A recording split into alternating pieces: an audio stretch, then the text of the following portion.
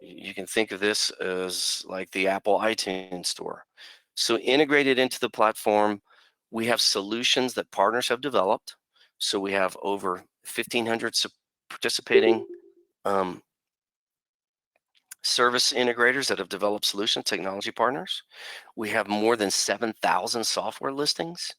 And again, you can see almost 300,000 active customers. So if you have customers out there that are currently consuming F5 or currently consuming other technologies, that's great. They can now, when we lift and shift, when we move, when we do the migration, they can consume those same networking devices, the same type of software. They can even um, consume software as a service through the marketplace, and then again, you have your availability of revenue generation as a result of that. And they can purchase it directly through the marketplace on your behalf, or you can set your MSP up where you're actually making those purchases on their behalf.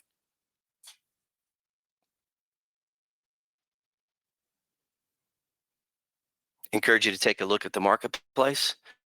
And again, we validate every solution that's obviously in the marketplace. Um,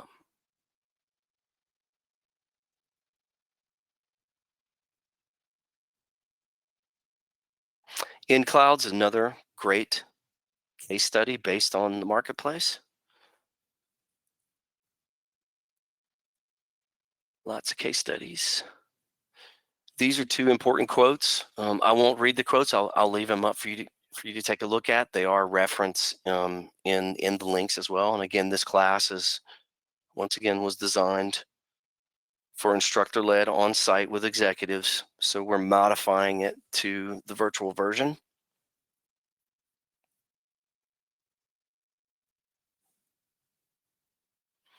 Let me take a look at the chat window while you're reading those.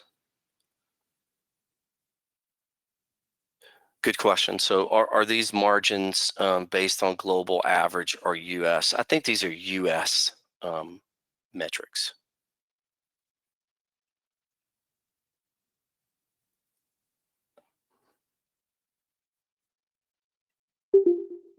Okay.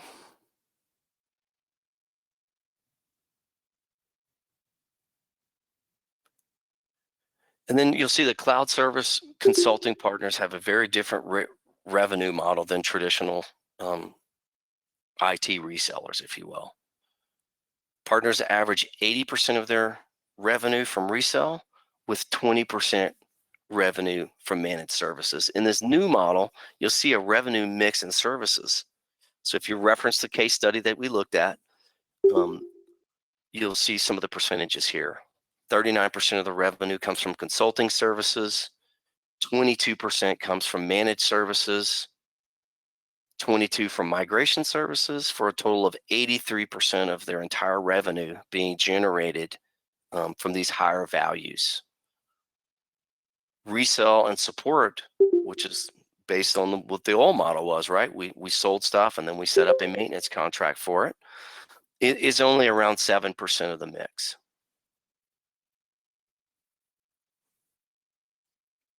And again, that full study is available in the materials window. If you're logging in late, I hear lots of beeping, people coming out, in and out, then that's fine, no problem. Just want to make sure that you are aware of that. And again, if you take a look at that, these are the opportunities to build your practice, create those competencies, carve out your niche and become sticky, whether it's consulting, managed services, a combination of migrations, and or taking your unique IP. It could be security, it could be security in healthcare, and carving out your niche that way.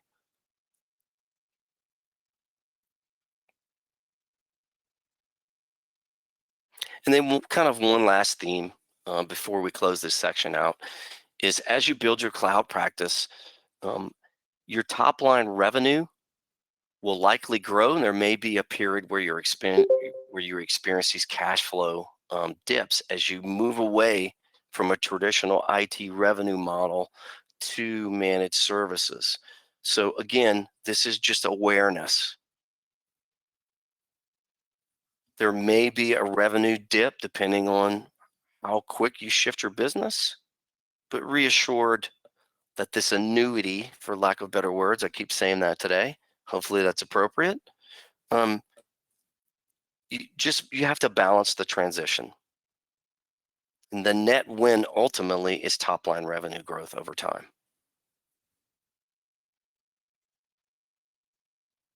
So if you think about the first customer, let's say that we sold them something simple, say a website and a SharePoint site, and those go to marketing departments in your region. Well, we know that each one of those was a $15,000 upfront transaction, and then we had some maintenance after that. And our salespeople were compensated based on that. So that 15,000 was part of my, my quota. And then now, if you look at month 1 and 2, there may not be hardly any spend in there where I put the website up, we put the SharePoint site up until we get the first bill. There's nothing. We get the second bill, month 2. There's been a little bit of usage, so we're only paying for what we use. And then as it starts getting consumed more and more, that revenue line grows.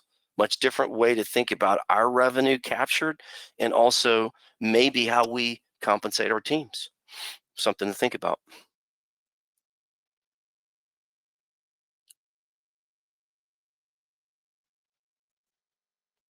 So just taking some hypothetical thought here, what do you think, and this is using the workbook that you have, another document, think about the milestones, think about how you're going to engage your PDM, bring them in to help you develop your plan. And then what is my revenue going to look like 6 months from now, 12 months, 18 months from now? Once you have that beta version, again, bring your PDM and help them. You can take 15 minutes with that workbook document that I sent to you guys and come up with an initial strategy to bring to your PDM meeting.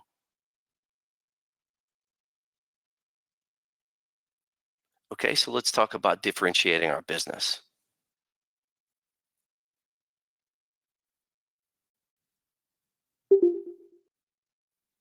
So this is a really interesting comment here. The ability to demonstrate validated excellence. So we push our partners really hard at AWS. It's part of our deep dive mentality, part of our culture. Um, we don't very easily give out our competencies, and again, that's ultimately to support you with your credibility to your customer.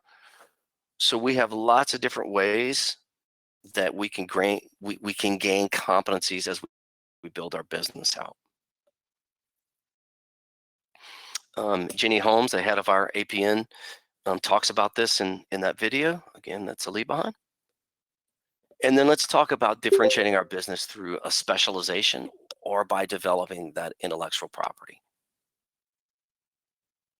This is a view at 100 different partners, and asking them basic questions about their success.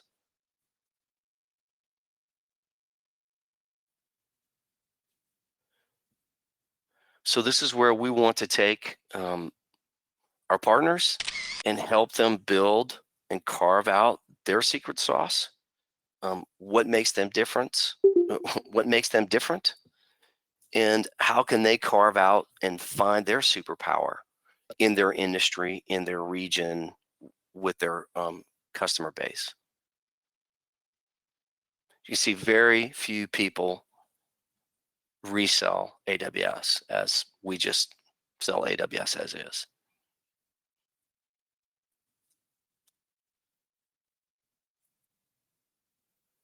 Okay, another video on creating that superpower and carving out your own niche.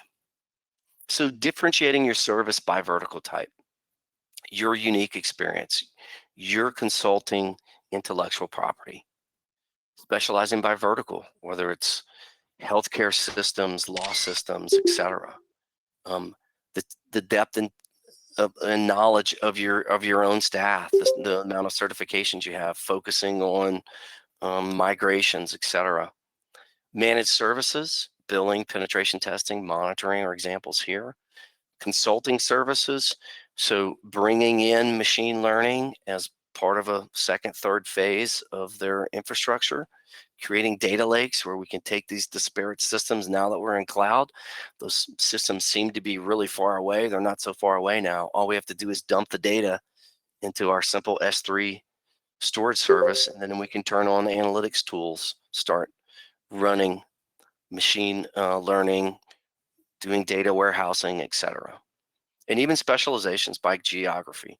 And again, if you don't have something in your region, what a great way to reach out through the APN and bring in a partner. So bring in that partner that has that competency already until you get it. So partnering with partners.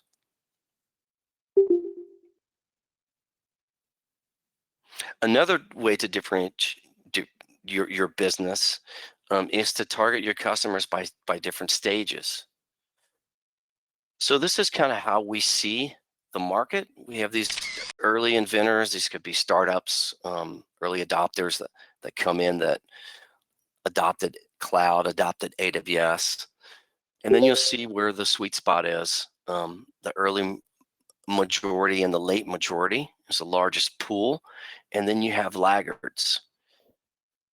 Conventional wisdom may want us to start looking at the laggards like they haven't developed cloud yet. And I mentioned this at opening. That's not really the case. These are all areas where customers can be courted to become your client, to move to AWS. And on the inventor side or the innovator side, they may have done co-location. They may have done a provider that competes with AWS that doesn't have, maybe they're ready for the new stage of this. So they're already familiar with cloud. They don't need to have a cloud advisory set up, but they may need your help with migrating to AWS. They're going to be the ones to consume additional services on the platform earlier. So it's just some things to think about here. If you're doing prospecting and you find someone that's on a different cloud provider, that does not mean that they are a cold prospect or that opportunity percentage is low, if you will, using a funnel description.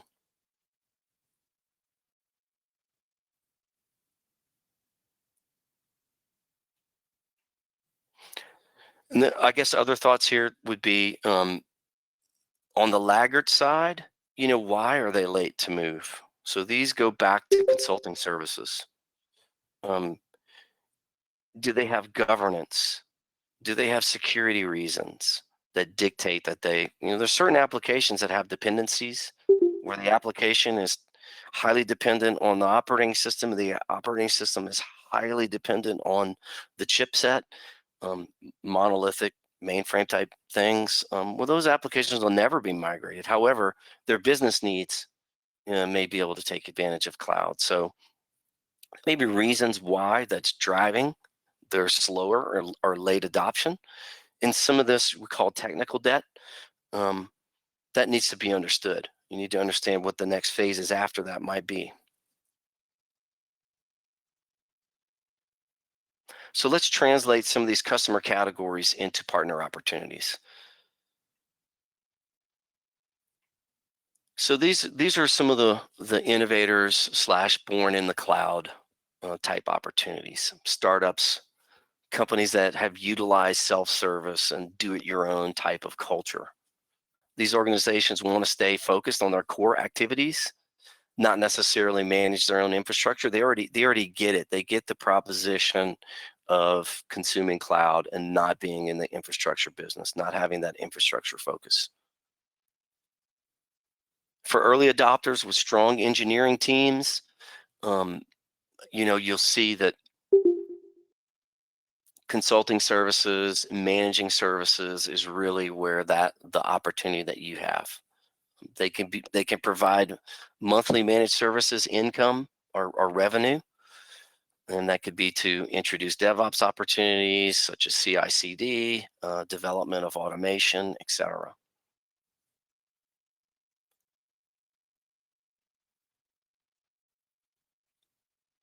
And again, as I mentioned, some of the slower ones may have concerns about security, compliance, etc.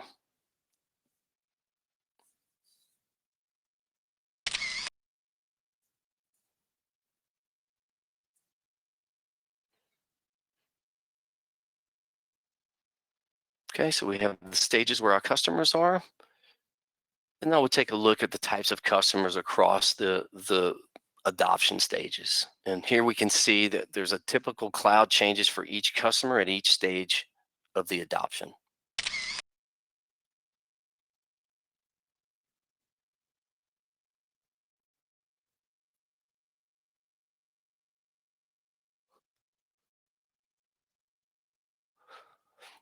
I like this slide. It's pretty busy, but if you look at it, so we have our stages of adoption. We have those particular challenges that we discussed. And then now we're mapping it to the type of service that each one of these adoption stages would potentially offer.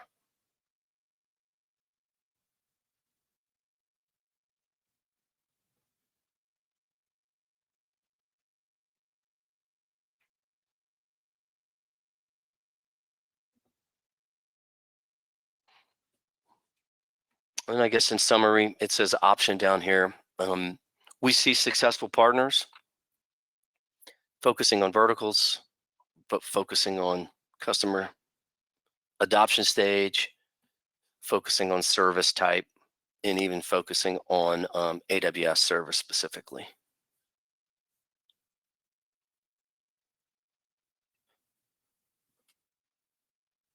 And that leads us to the competency program. So again, when we talk about competency programs at AWS, these are very rigorous in terms of validation. If we look at our MSPs, which is our managed service providers, to get that badge of honor, to get that official competency from AWS, it's very difficult. Um, we don't hand these out easy. We have a requirement for referenceable case studies, the amount of people trained, etc. We see successful partners, again, focusing on solutions, focusing on specific type of workload and by industry.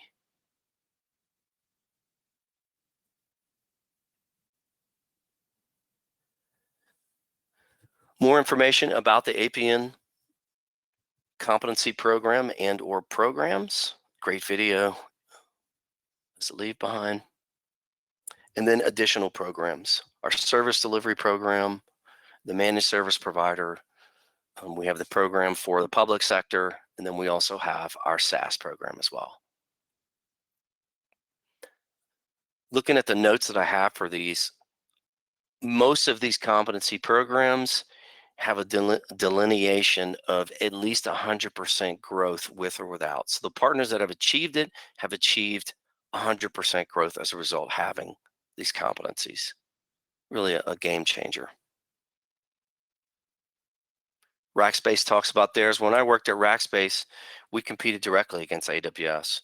And not to say that they threw in the towel, but the market changed and they joined and they're using their fanatical support. So I was a racker at one time. I guess once a racker, always a racker. Everything was about our fanatical support. Meanwhile, they've taken that, they've modified their business. They don't have to worry about their own data centers anymore. They still do some of that with OpenStack, but they rely on leveraging the AWS infrastructure, and they focus on the customer and bring those solutions directly into the platform. Another example of a specialization is Orion Health working with LogicWorks. And LogicWorks has a competency specifically in healthcare.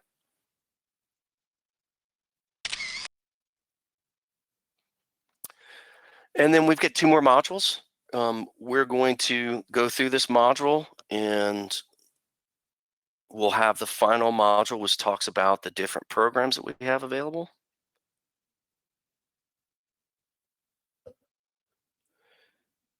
Again, another case study.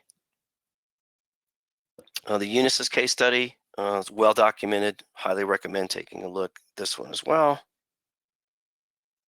And then we'll talk about elements of successful cloud practice, building your practice, building that service model.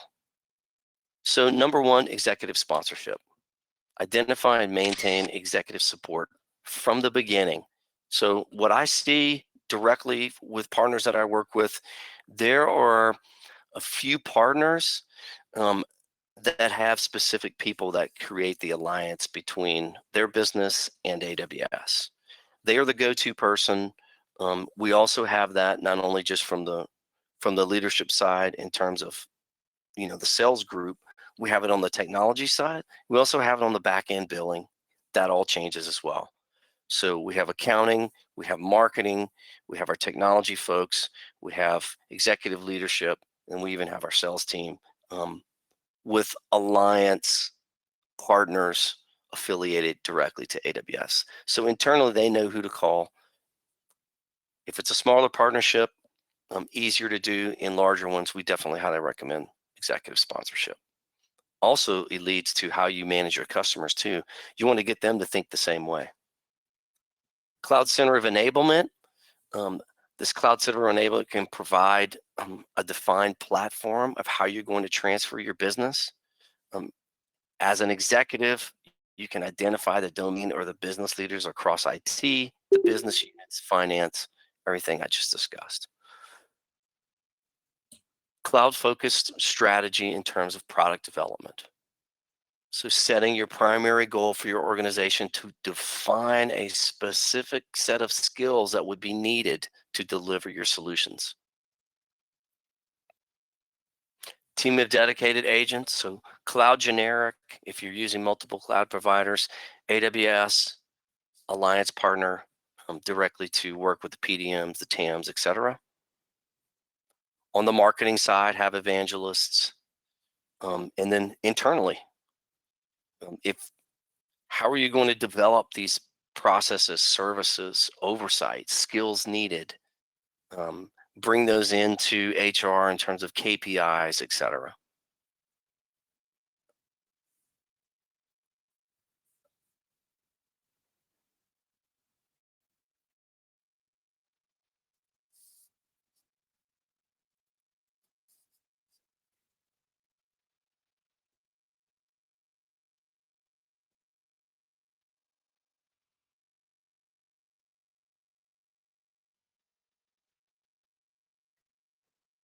So this is the who, what, and how.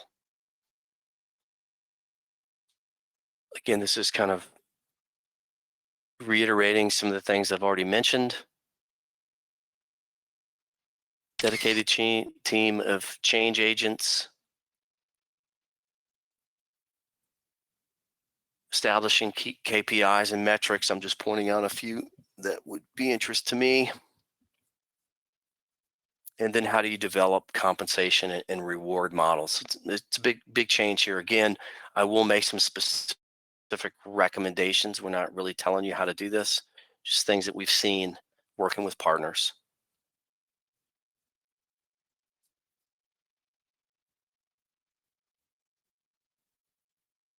So if you take a look at this cloud leadership structure model, I mean, this is basically, you know, uh, pointing out the development of people and the change with your staff, building new teams. Um, in that one very important link in that a very important case study, Hitachi dedicated, 50 people. They're a bigger partnership than some others may be, but just to show you, they had 50 people that they identified as being part of their cloud leadership team, and it's to build the intellectual property of what you're doing, of changing your business, and then the CEO specifically driving this change. And you'll see the alliance lead, the executive sponsorship, and then even a steering committee to work with how we're going to do demand marketing, billing and accounts receivable, the way that we contract. All of that changes from just selling a third party product and then having a maintenance contract. So the contractual pieces change as well, and getting ahead of this, so when the sales team comes out there with a project, they know at least who to go to get started.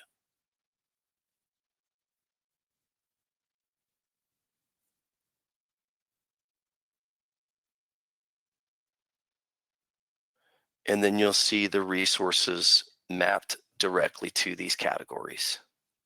We have our PSA, which is our solutions architect, working with the alliance lead. We've got the PDM working with the executive sponsorship. The PDM goes across all of these. And then we have our marketing manager as well. So there's comments about marketing funds, marketing programs. Again, everything starts with the PDM. The PDM is going to engage the other resources for you and pull in those human resources and or give you information about the programs that are constantly changing.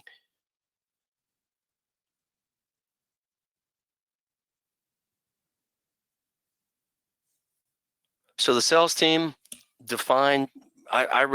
we recommend defining core responsibilities of the sales team by specific workload, by specific intellectual property that you may be dealing with, by the solution, um, bringing in the AWS opportunities, and then obviously, like I've mentioned many times, communicating early and communicating often with your PDM. The technical side, aligning career development to attestations, certifications, etc. And then I think, identifying DBAs, systems architecture folks, um, engagement leaders, etc.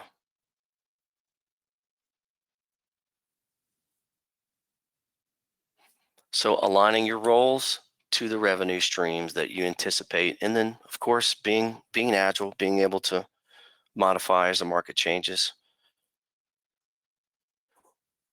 Great link to support this discussion as well.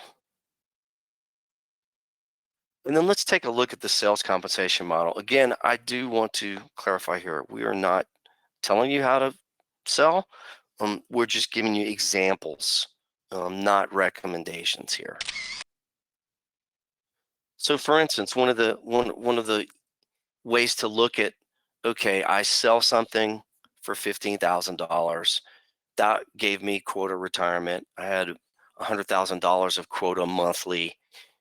Now, if I sell a $15,000 run rate, what does that mean? So one of the things that we see partners doing is, these are just, again, examples. So we can base our commissions based on 12 months. So this is paying out early. And again, as your business builds and changes, one of the things I've seen is that HR, sales organizations, etc., compensation is designed to modify behavior, and compensation plans change as the business changes. I mean, I've been in organizations that I've named earlier. My sales compensation changed quarterly. It was very dynamic based on what the goals were. So again, these are just some recommendations where you can retire client quota based on that run rate business. So if you get a $5,000 sell, you may just give them up to $15,000 of quota retirement. So you can pay 3 times the retirement of the quota of your managed services based on a year-long contract. Pay on renewals, so renewals of contracts where you have that skin in the game to stay engaged. And again, when we're selling cloud services, when we're developing cloud solutions, we have more of a constant engagement with the customer. We're really sticky. We're becoming an extension of their business. Just some ideas here.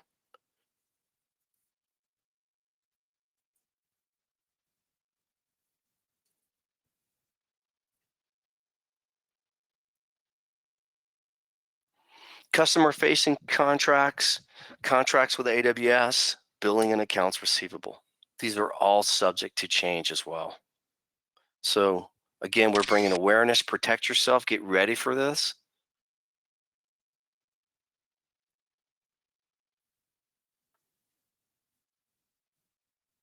And you'll see this management of existing customer accounts, the share shift. And that's where we can take some of this pricing that we get from AWS and actually use it. So we can take a $50,000 chunk of a pilot program. We can take the margin, our resale margin, and we can pass that on to the customer. And again, these are examples, not recommendations. We see partners doing this where they know, okay, this is going to provide a $2 million run rate business monthly. Um, I'm going to reduce some of these percentages up front so that we can win the deal. And that's what we mean by share shift taking place there. And that's really revolves around new contracts. And then again, we got the sales team onboarding new customers, contracts change, goes back to our billing department, accounts receivable, plan for this, get those people retrained, etc.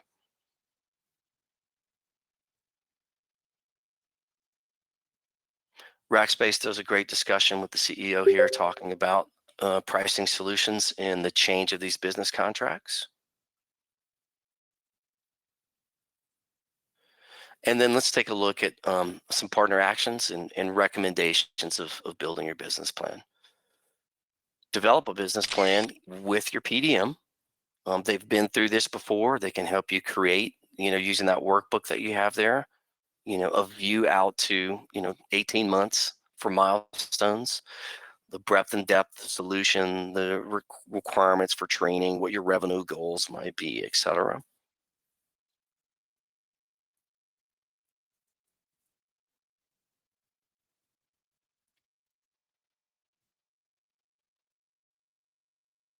And this is going to be your overall go-to-market strategy here.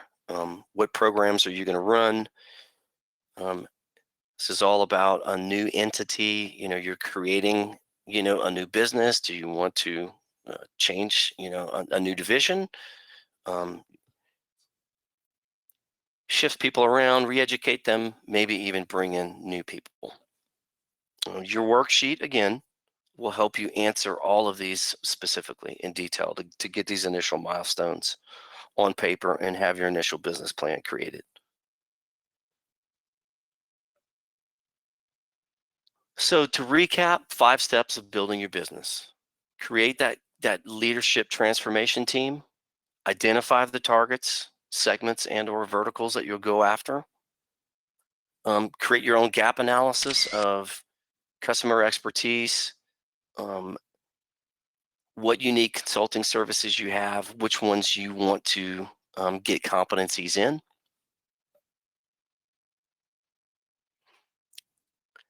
Get the different business units together and get plans for them, their own plans with resource augmentation and training. And then your go to market strategy. What programs will you offer? Um, how will we do this? This is where you're going to get with the PDM and say, okay, this is what we're thinking about. What resources does the AWS have, etc.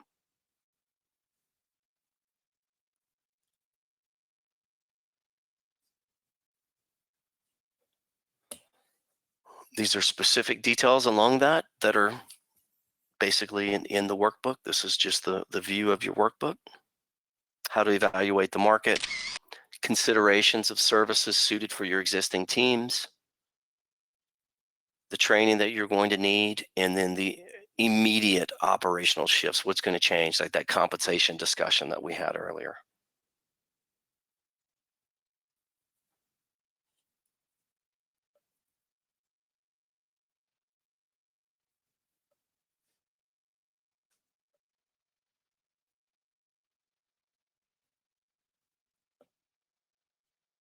So a lot of these are repetitive. Again, everything starts with PDM, finding out what marketing programs you have, training and certification support, funding programs, etc. Checklist items. And then we're going to go into tools that we have available for building your practice. Again, as a trainer, I constantly have to keep up to date. So while I'm teaching this class today and others, by the time the day's over, I go back in and things have changed. So that's just the nature of it is. But we have a lot of support for that. We have constant training programs like this. We can come into the partner. We can tailor custom classes for you that are free. You can take this course, you can go down the other business tracks. We have lots of digital training. We have virtual courses like the one we're teaching today, in-house programs, monthly seminars. Um, our our partner cast, which is a monthly, we pick, it's actually weekly. We pick a subject every week and we offer it to our partners. That could be based on a framework, it could be based on a best practice, it could be a technology discussion, etc. Lots of training and certification programs. Um, in the APN portal is where you're going to do everything. It's going to help you build your business using Navigate and creating those competencies. So that is the tool for helping you gain that competency. It's going to guide you through the whole roadmap of getting your competency in migration, getting your competency in DevOps, etc. Um, Everything comes through the APN. Funding programs, all of your marketing central, um, all your resources, managing your pipeline through the ACE program, etc. Okay.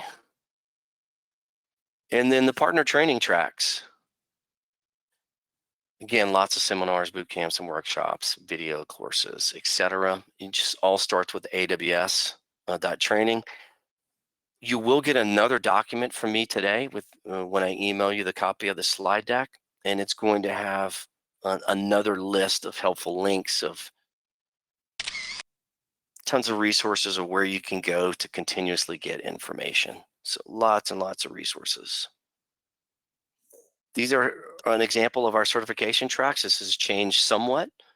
The foundational level, which is the cloud practitioner, again, an example and or a recommendation is to as an executive, get all of your stakeholders to register for the APN. We have some partners, they make all of their stakeholders get this initial cloud certification, this cloud practitioner. Cloud practitioner is kind of unique in that it covers the AWS platform, but it also covers billing, it covers pricing, etc.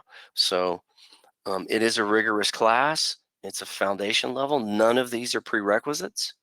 So if you feel like you can take the solutions architect professional, you don't need these other courses as prerequisites. All of our classes, all of these certification programs are for a 3-year term now. And all of these exams can now be taken via a proctor online. So these can all be taken from the convenience of your home now. And then we have our growing specialty sector as well.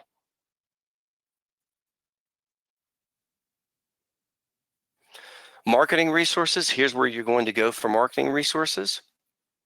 The APN-marketing-central. Integrated programs,